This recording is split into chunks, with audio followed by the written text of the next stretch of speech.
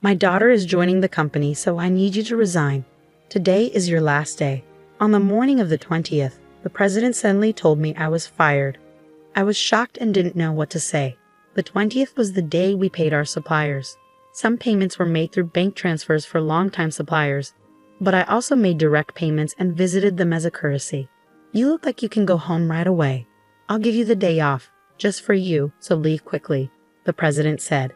He pushed me out of the office, and the door shut with a snap right in front of my face. I didn't even know where to start to argue. My name is Emily. I joined this family-owned paving company right after high school and worked as a clerical worker for 10 years. Well, until just now. The company had about 20 employees, and when the current chairman was the president, the workplace atmosphere was great. It was an easy place to work. The chairman, now retired, used to work closely with the younger employees, and his wife, Catherine, would come in every day to help with various tasks until he was hospitalized.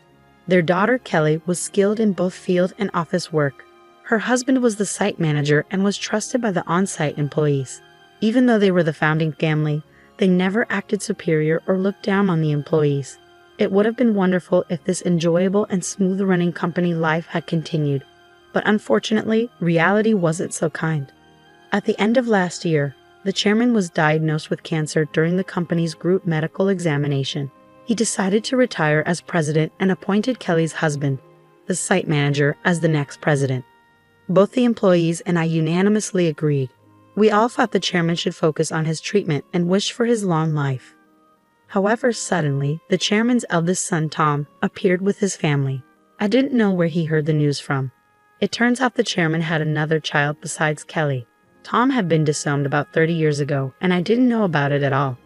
According to the senior employees, Tom was a troublemaker in his youth and often had run-ins with the police. Whenever he caused problems, the chairman and Catherine would go and apologize. After dropping out of high school, he got involved in multi-level marketing and fraudulent activities, which finally led the chairman to disown him. Despite being out of touch for a long time, Tom suddenly appeared one day, pleading with his father, "Dad, I've realized my mistakes. Please forgive me." I was shocked to witness this in our small company, where the president's office and clerical room were one and the same. Tom expressed a desire to reconcile and work in the company, but his past made it hard to believe his sincerity after being disowned. "I apologize to everyone, but I ask you to give Tom another chance," the chairman said, pleading with everyone present. Kelly and the senior employees knew about Tom's troubled history and couldn't fully celebrate, but they couldn't refuse the chairman's heartfelt request either. So Tom and his family moved into the annex of the chairman's house, with Tom becoming an employee and his wife taking on household duties.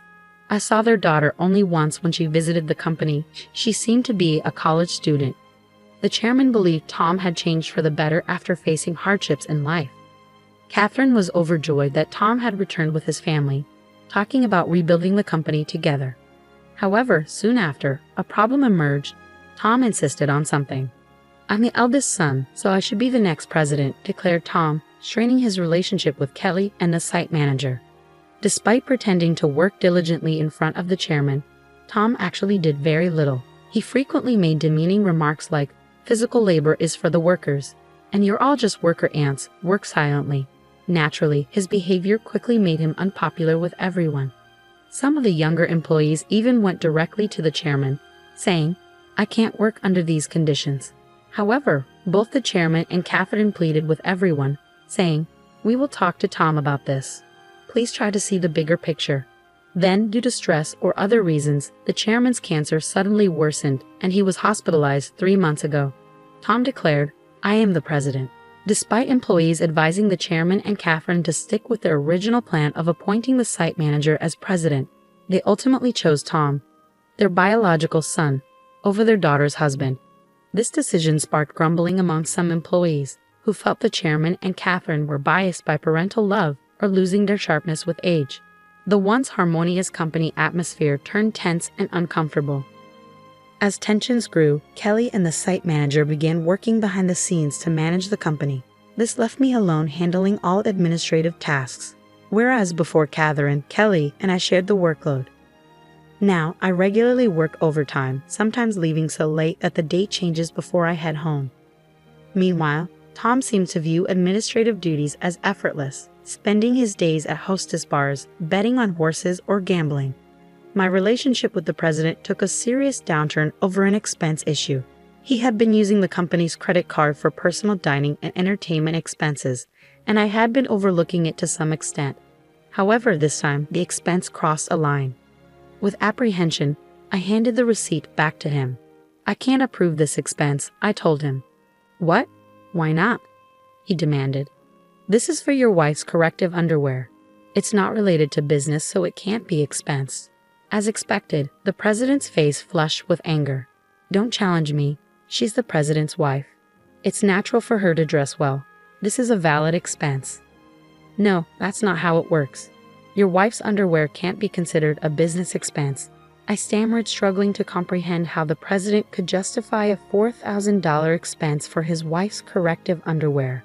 His next suggestion left me even more bewildered. "Then let's turn selling corrective underwear into our new business venture. We'll categorize it as inventory, so it counts as an expense." The president seemed pleased with his idea, but I was at a loss for words. "We're a paving company," I managed to say. "So what? We can threaten clients that if they don't buy from us, we'll cancel their contracts. Everyone will buy. It's easy money, $2,000 for one, $4,000 for a set." The president chuckled loudly, but I felt horrified. "That's absolutely unacceptable. It will damage our credibility." I snapped at him in anger. From that moment on, I became the target of the president's disdain. Day after day, I endured constant berating from him. The situation became so difficult that I considered quitting many times. However, I continued to endure and work, driven by my loyalty to the chairman who had always supported me and my concern for the team who would struggle if I left. The truth was, I couldn't afford to lose my job suddenly either. I decided to tough it out until the right moment to move on. But then, unexpectedly, I was fired. If I quit abruptly now, it will cause problems for our clients, I thought to myself. Taking a deep breath, I gathered my courage and confronted the president. "I can't do this. I can't just leave without proper notice and handover. Even your daughter wouldn't be able to handle the workload. Besides, today is the day we need to handle payments," I said in one breath, fully expecting the president to erupt in anger. As expected, the president's face turned red with anger. "Shut up.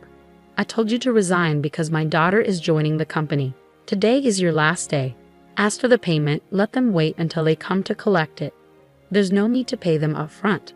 "Excuse me, isn't it normal to pay for something once you buy it?" I was shocked and explained it patiently, as if talking to a child. But the president responded with something so unreasonable that I couldn't believe he was being rational.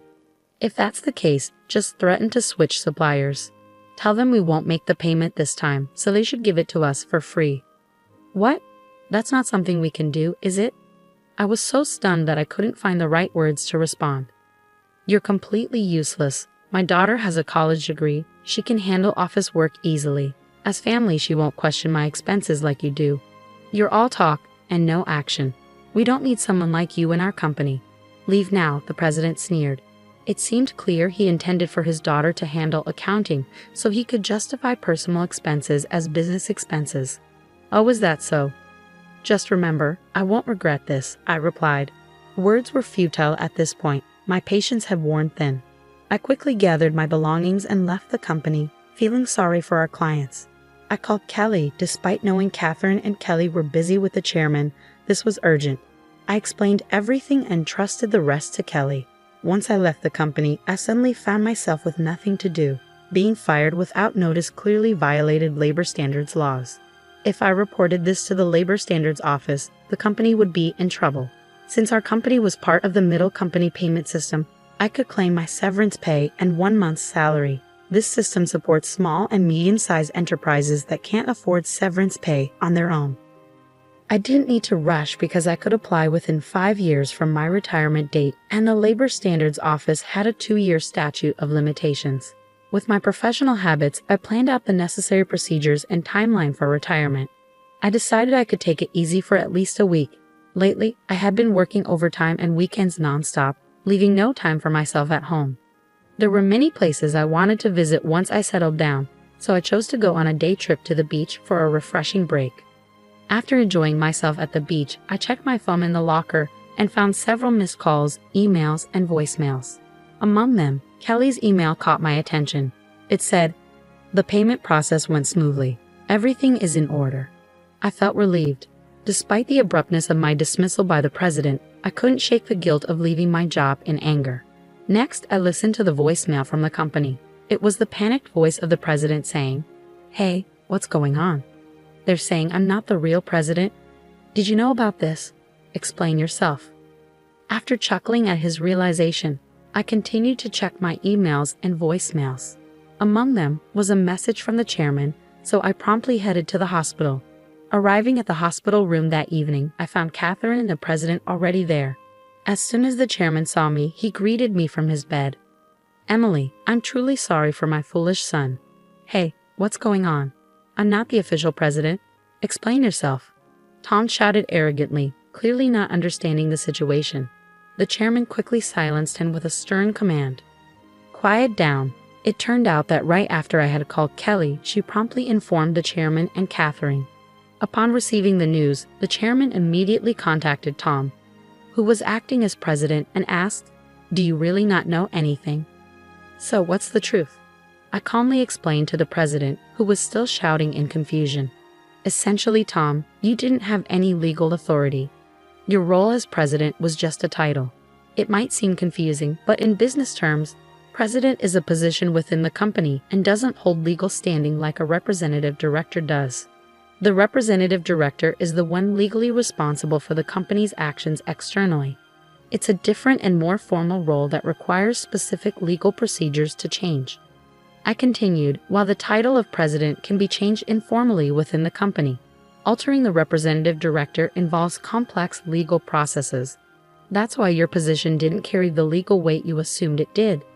3 months ago, when Tom was appointed president, there was strong opposition from Kelly, the site manager, and veteran employees. That's when I proposed a strategy. Tom would be a figurehead president while the chairman remained the legally responsible representative director. As someone familiar with company procedures and laws, I knew the complexities involved. Under my plan, if Tom showed genuine dedication and won over all employees, then we would initiate the legal process to formalize his presidency. However, if Tom failed to prove himself fit for the role, the backup plan was to either remove him or even consider closing the company. While Kelly and the site manager prepared to launch a new venture, Kelly doubted Tom's ability to change. The chairman and Catherine continued to believe in Tom until he unfairly dismissed me, which seemed to awaken them to his shortcomings. "If you want to be a leader, learn and take care of your employees. I've told you this many times," the chairman emphasized. Tom retorted, "It's not a big deal, right? Can't we just handle the procedures now?" "No, it's not possible," the chairman explained. "Our company offers stocks to employees who want them, and many of them own shares. Emily owns 10%, making her a major shareholder. We can't disregard her views, and other shareholders won't support you either." As the president began to understand the gravity of the situation, his face paled. "What? I don't have any shares." "None. I plan to pass on my shares to you once you prove yourself as president. I'm deeply disappointed in you. Were you only interested in my wealth, thinking I didn't have much time left?" The chairman slumped in despair, and Catherine remained silent, visibly upset. Defiantly, the president responded, "Well, I'm the eldest son. What's wrong with taking what's rightfully mine? The company belongs to me. I can't forgive you anymore. The chairman bears full responsibility as the representative director of this company. Moreover, I'm a shareholder. I have the right to call for a shareholders' meeting and propose your removal," I asserted firmly. The president's face drained of color as he grasped the implication of removal. "You mean I could be fired? Dan, you were just a clerk." "Tom, Emily is right. At this point, no one will support you. Emily was the only one who spoke up to give you a chance," Catherine interjected. Then Catherine turned to me. "Emily, I owe you a sincere apology. I regret causing you trouble because of my love for my son. Please tell me what you'd like to do." I confronted the president directly. "Mr. President, I no longer wish to work under your leadership, so I am resigning immediately. However, I expect to receive my severance pay, along with 1 month's salary including unpaid overtime and holiday pay. As a shareholder, I will also take action through the Labor Standards Office to remove anyone who is detrimental to the company. I spoke calmly, and as I did, the president's complexion shifted from pale to completely white. Continuing, I informed them how Kelly had been actively visiting clients and successfully promoting our new company. Many clients had already decided to switch from our current company to the new one, and most of our employees were planning to follow suit. That's impossible. I'll sue you, the president threatened, his voice cracking. But the chairman intervened firmly. I am the representative director. You have no such authority. The president collapsed to his knees, and I felt a mix of emotions: regret, disappointment, and a sense of closure. Mr. President, it's unfortunate it had to end this way. If you had changed your approach upon returning, things might have been different. There were ample opportunities for understanding if you had made efforts to learn and adapt. Ultimately, it was the president himself who squandered those chances. A classic case of reaping what one sows. In the aftermath, the chairman decided to shut down the company, leaving Tom unemployed. The president's wife attempted to sell corrective underwear, but it didn't succeed. They faced legal issues for aggressive sales tactics and were eventually arrested for involvement in a pyramid scheme. When Kelly returned to her parents' home, she found boxes of unsold underwear left behind. As for the daughter, she found employment elsewhere, although the specifics are unknown. I now work happily at Kelly's and the site manager's new company. I cherish my relationships with others and strive to live authentically.